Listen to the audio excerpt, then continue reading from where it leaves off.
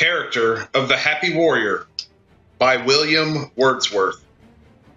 Who is the happy warrior? Who is he that every man in arms should wish to be? It is the generous spirit who, when brought among the task of real life, hath wrought upon the plan that pleased his boyish thought, whose high endeavors are an inward light that makes the path before him always bright. Who, with a natural instinct to discern what knowledge can perform, is diligent to learn, abides by this resolve and stops not there, but makes his moral being his prime care.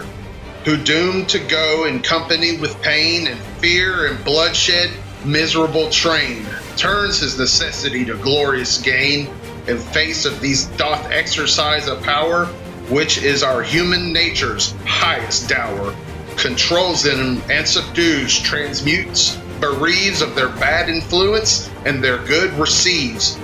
By objects which might force the soul to abate, her feeling rendered more compassionate, is placable, because occasions rise so often that demand such sacrifice, more skillful in self-knowledge, even more pure, as tempted more able to endure.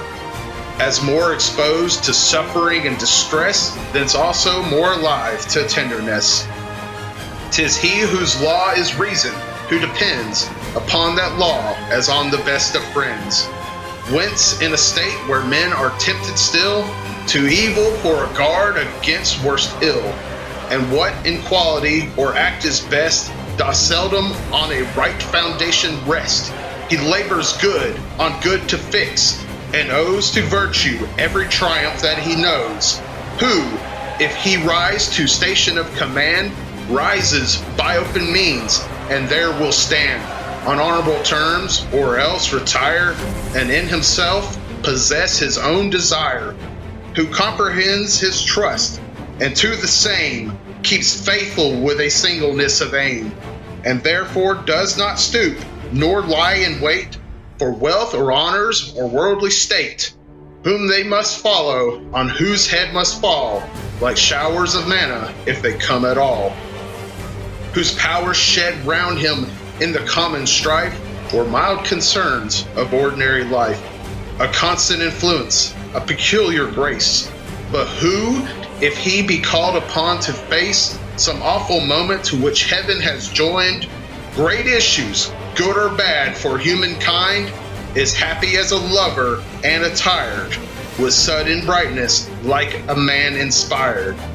and through the heat of conflict keeps the law in calmness made, and sees what he foresaw. Or if an unexpected call succeed, come when it will, is equal to the need. He who,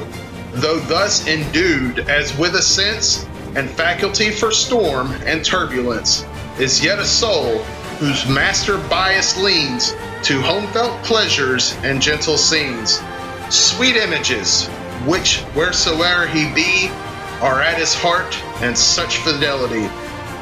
It is his darling passion to approve, more brave for this, that he have much to love. 'Tis finally the man who lifted high, conspicuous object in a nation's eye, or left unthought of in obscurity, who with toward or untoward lot, prosperous or adverse to his wish or not, plays in the many games of life, that one where what he must doth value must be won, whom neither shape or danger can dismay, nor thought of tender happiness betray, who, not content that former worth stand fast, looks forward, persevering to the last, from well to better, daily self-surpassed, who whether praise of him must walk the earth forever, and to noble deeds give birth, or he must fall to sleep without his fame, and leave a dead, unprofitable name, finds comfort in himself and in his cause, and while the mortal mist is gathering draws his breath in confidence of heaven's applause. This is the happy warrior, this is he that every man in arms should wish to be.